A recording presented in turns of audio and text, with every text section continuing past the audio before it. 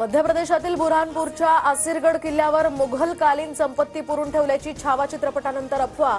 औरंगजेबाचा खजिना शोधण्यासाठी साहित्य घेऊन नागरिकांची गर्दी।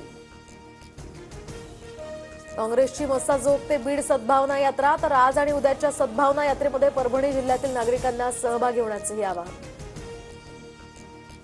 अंजली दमानियांकडून सतीश भोसलेचा पैसे उधळतानाचा नवा व्हिडिओ ट्विट। भोसले हा बीड मारहाण प्रकरणातील आरोपी सुरेश धसांचा कार्यकर्ता।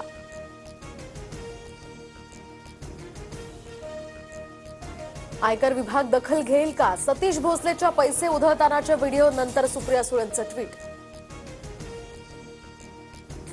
सतीश भोसले उर्फ खोक्याचा धमकी देतानाचाही व्हिडिओ समोर। तुमचे हातपाय तोडून टाकेन, खोक्याची विद्यार्थ्यांना धमकी।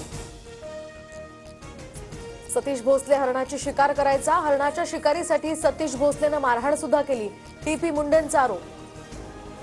मुख्यमंत्री देवेंद्र फडणवीस आणि उपमुख्यमंत्री एकनाथ शिंदेंची आज बैठक। राज्यातील प्रमुख खनिजांच्या 40 खाणपट्ट्यांसंदर्भात यामध्ये चर्चा होणार। एकनाथ शिंदेंच्या कामाला मी स्थगिती देत नाही, कामांना स्थगिती देण्यासाठी मी उद्धव ठाकरे नाही, मुख्यमंत्र्यांची उद्धव ठाकरेंवर टीका।